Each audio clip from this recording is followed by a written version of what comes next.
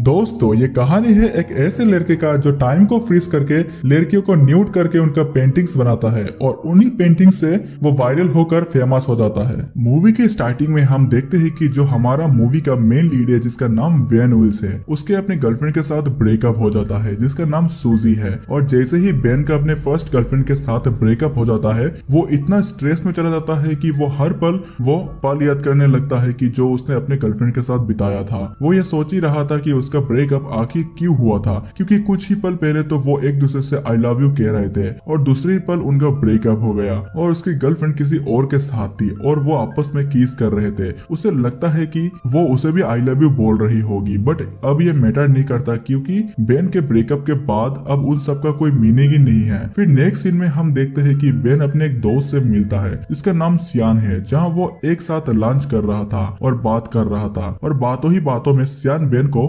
समझाता है कि शायद अब सूजी को एक बेटर ऑप्शन मिल गया है और हो सकता है तभी उसके पास गई है। और वो बेन को कहता है कि तुम्हें ज्यादा सोचने की जरूरत नहीं है। और सियान बेन को एक और एडवाइस देता है कि तुम एक काम करो, एक ब्यूटीफुल सी लड़की को डेट करो, हो सकता है ये करने से सूजी को जेलियसी हो और उसे रिग्रेट हो, वो तुम्हारे पास वापस आ जाए। बट बेन ऑलरेडी ये जानता था कि वो सियान की इस एडवाइस को नहीं मानेगा क्योंकि सियान का लड़कियों के साथ एक्सपीरियंस बिल्कुल भी अच्छा नहीं है। जो भी लड़की सियान के साथ होती है वो सियान को ही मारकर चली जाती है। वैसे तो बेन एक आर्टिस्ट बनना चाहता है और जब भी वो उसका आर्ट क्लास होती है तो वो लड़कियों को ही ड्रॉ करता था और वो हर वक्त सूजी को याद करता था। एक रात बेन डिसाइड करता है और अपना मन बनाता है और सूजी को कॉल करता है और उसे पूछता है कि क्या हम वापस से पहले की तरह एक साथ नहीं हो सकते। तो उसके जवाब में सूजी उसको साफ मना कर देती है और वो इसे सुनने के बाद और भी ज्यादा सैड हो जाता है। वो ज्यादातर अपने बेड पर ही पड़ा रहता था, जैसे मानो उसका सब कुछ छीन गया हो, उसका सुख चला गया हो और उसे ऑक्सीजन मिलना बंद हो गया हो। सूजी के उसके लाइफ से चले जाने से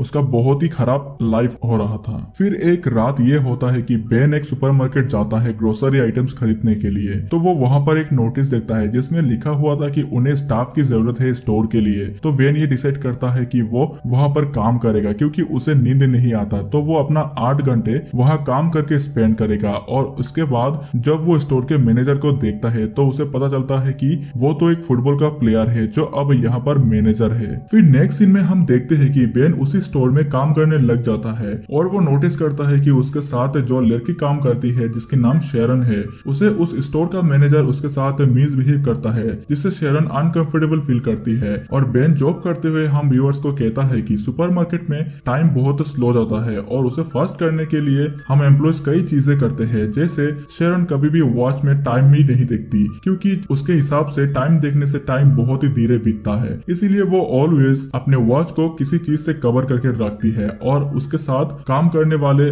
2 और साथी है जिनका नाम बेरी और मट है, जो अपने टाइम को बिताने के लिए वहाँ कई गेम्स खेलते हैं, जैसे स्टोर में रेस लगाना और लड़कियों के सामान में कुछ चीजों को रख देना, और सब कुछ न कुछ करके अपना टाइम पास करते हैं। फिर बेन बताता है कि मेरा यहाँ टाइम स्पेंड करने का तरीका कुछ और ही है, कुछ अलग सा। वो बताता है कि जब उसका ब्रेकअप हुआ तो उसके लिए टाइम बिताना बहुत मुश्किल था, तो उसके पास एक सुपर पावर आ गई जिसमें वो टाइम को फ्रीज कर सकता था और वो टाइम को फ्रीज करके पूरा सुपरमार्केट घूमता था, वहाँ की सभी ब्यूटीफुल लड़कियों को नोटिस करता। उसे लगता था कि लड़कियों में कोई अलग सी सुपर पावर होती है और तभी हमें उसके बचपन का एक सीन दिखाया जाता है जिसमें वो बताता है कि जब वो छोटा था तो उनके घर में एक फॉरेन स्टूडेंट रहने आई थी। वो बहुत ही ज्यादा ब्यूटीफुल थी और वो हमेशा उसी को देखता रहता था। और अब प्रेजेंट में बेन जब भी टाइम स्टॉप करता था वो लड़कियों की न्यूड पेंटिंग बनाता था। उसने एक बार एक नॉवेल में पढ़ा था कि लड़कियों को पेंटर्स के साथ अफेयर में पढ़ना पसंद था क्योंकि एक आर्टिस्ट ही उनकी ब्यूटी को सही से समझा सकता है। और वो ज्यादा वक्त उनकी ड्राइंग बनाता था। जब वो अनपूछ करता था तब तक आधे से ज्यादा टाइम बीत चुका था। फिर नेक्स्ट डे बेन से मिलने उसका दोस्त सियान आता है। उसे पता था कि बेन अभी भी अपने एक्स गर्लफ्रेंड को भूल नहीं पाया, वो उसके बारे में ही सोचता रहता है। तो वो उसे कहता है कि तुम्हें मूव ऑन करना चाहिए, जो बात वो हमेशा बेन से कहता रहता है। तो बेन उस मोमेंट को भी पुश कर देता है।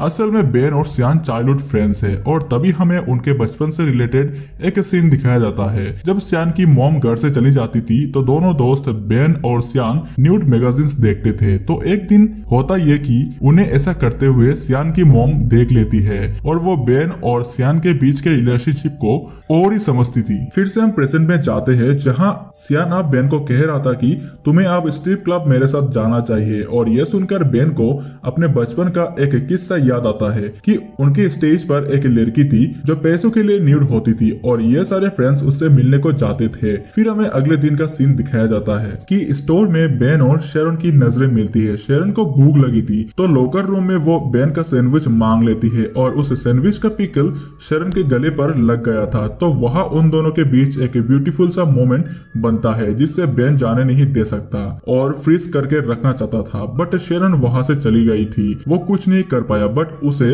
अच्छा फील हो रहा था क्योंकि वो सूजी से मूव ऑन कर पाया और अब वो शेरन को लाइक करने लगा था। तभी वो सुनता है कि उसके दोस्त ये डिस्कस कर रहे थे कि मट ने आज शेरन को डेट के लिए पूछा। मट बहुत ही एक्साइटेड था, लेकिन बेन को इस खबर से बहुत ही बुरा फील होता है और कहता है कि हमेशा उसके साथ ही ऐसा क्यों होता है। जब भी वो किसी को पसंद करता है वो उससे दूर चले जाते हैं। इसके बाद फिर से हम उसके चाइल्डहुड का एक सीन देखते हैं जहां वो जब छोटा था तो अपने टीचर से बहुत प्यार करता था, लेकिन उसके साथ कुछ हो नहीं सकता था। उसकी एक और क्लासमेट थी जिसे वो बहुत लाइक करता था। एक दिन उस लड़की का एक्सीडेंट हो जाता है और सभी बाकी बच्चे उसके प्लास्टर वाले हैंड पर कुछ न कुछ क्रिएटिविटी करते। एक दिन वो लड़की बेन के पास आती है क्योंकि वो उसे देखता रहता था, तो बेन भी उसके प्लास्टर पर अपने सिग्नेचर कर देता है। और जब एक दिन उस लड़की का प्लास्टर हट जाता है तो उसके हाथों पर बाल ही बाल ग्रो हो चुके थे। सभी बच्चे उसका मजाक उड़ाते हैं। वो अकेली बेटी थी, तो बेन उसके पास आकर बैठता है और उसे कहकर मोटिवेट करता है कि तुम जैसे हो बहुत ही ब्यूटीफुल हो। उसके बाद वो गर्लफ्रेंड बॉयफ्रेंड बन जाते हैं। तो एक दिन बेन उसे स्कूल के बैक साइड बुलाता है जहां आकर वो बेन से पूछती है कि क्या तुम मुझे किस करना चाहते हो। तो बेन कहता है कि हाँ, लेकिन तुम मुझे कल यहाँ पर मिलना, क्योंकि अगले दिन हॉलीडे था तो स्कूल खाली था, लेकिन वो वहां पर नहीं आता। वो उसका वेट करता ही रह जाता है। बाद में पता चलता है कि उस लड़की का किसी और स्कूल में ट्रांसफर हो चुका है। फिर हमें प्रेजेंट का टाइम दिखाया जाता है जहाँ बेन और सियान बात कर रहे थे और बेन सियान को शेरन के बारे में बताता है और ये बताता है कि आज मट और शेरन मूवी देखने जा रहे हैं। तो सियान कहता है कि वो एक फ्रेंड की तरह ही देखने जा रहे होंगे, उनके बीच लव हो ये तो जरूरी नहीं है ना।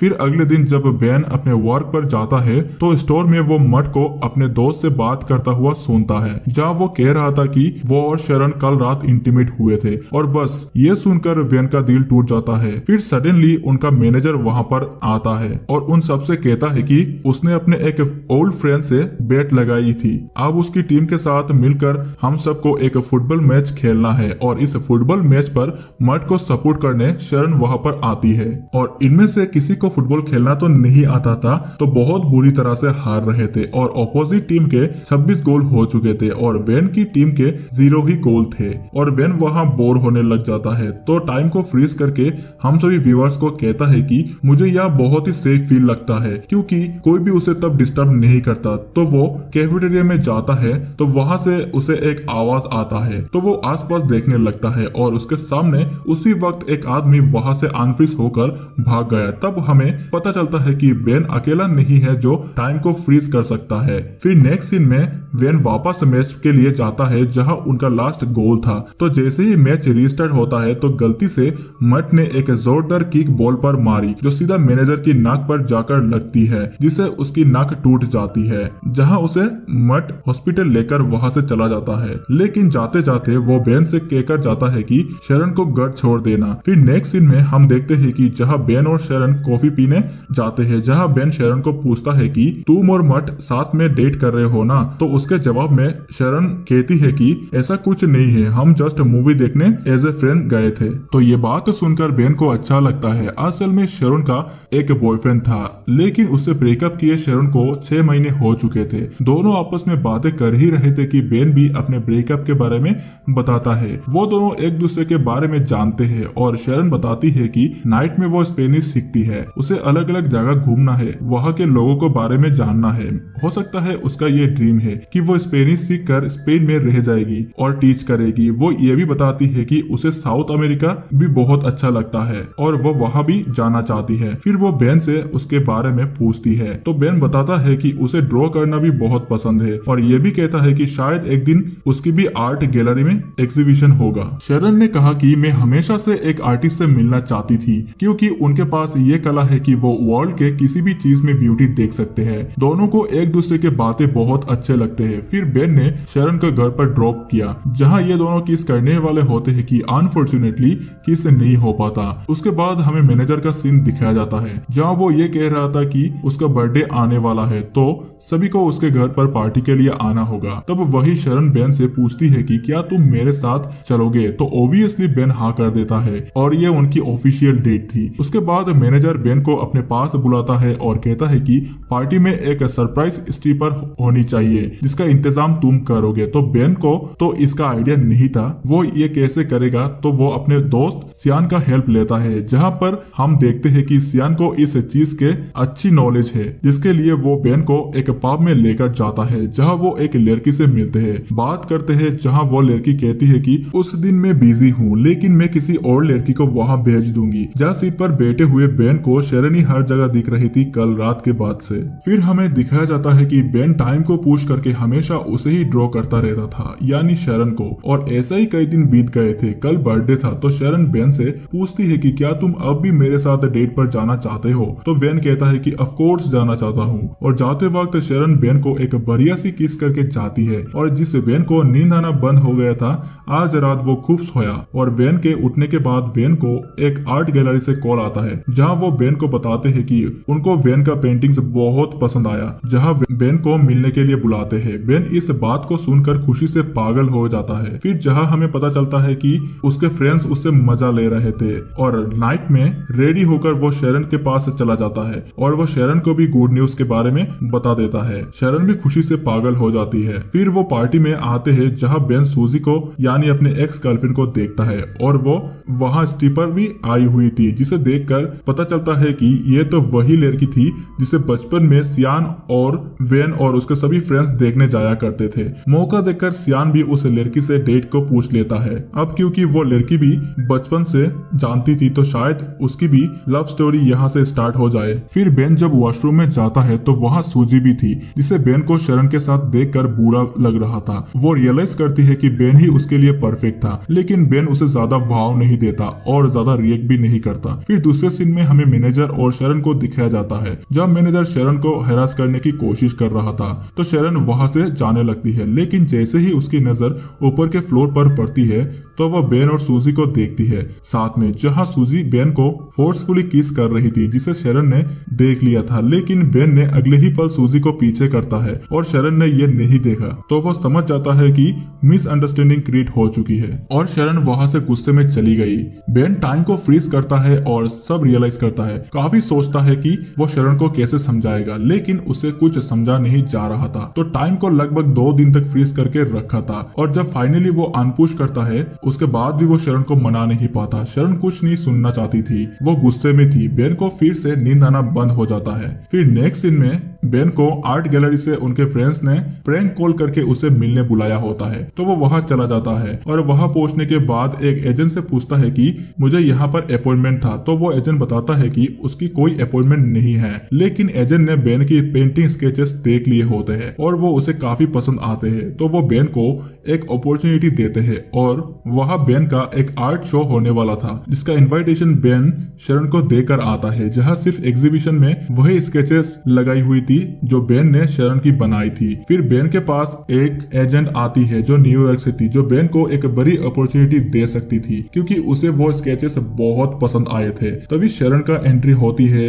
और एजेंट बातों ही बातों में बेन से पूछती है कि तुम फ्यूचर में क्या करना चाहोगे, तो बेन उसे कहता है कि मुझे साउथ अमेरिका जाकर ट्रेवल करना है और ड्राइंग करना है क्योंकि सेम ड्रीम शरण का भी था। फिर हम शरण को देखते हैं जहाँ वो बेन की सारी तस्वीर देखकर बेन को माफ कर देती है। बेन फिर से सॉरी कहता है और शरण कहती है कि मैं पेंटिंग्स देखकर सब समझ गई हूँ। तब बेन पूछता है कि क्या तुम मुझ पर ट्रस्ट करती हो, तो वो कहती है कि हाँ करती हूँ। तो बेन उसे आइज क्लोज करने को कहता है और ऐसा करने के बाद बेन शरण को किस करता है और ऐसा होता है कि टाइम फिक्स हो जाता है। लेकिन अब शरण भी बेन के साथ उस मोमेंट को एंजॉय कर रही थी। वहाँ घूम रही थी और बाहर स्नोफॉल हो रही थी। दोनों साथ बाहर आते हैं, बेन उसे किस करता है और दोनों एक दूसरे से सच्चा प्यार करने लगे थे। एक दूसरे के हाथ पकड़कर स्नोफॉल में दौड़ने लगे और उनकी लव स्टोरी स्टार्ट हो जाती है। और बेन एक लास्ट ब्यूटीफुल मैसेज हम व्यूअर्स को देता है कि लाइफ में बहुत से ऐसा मोमेंट्स होते हैं जो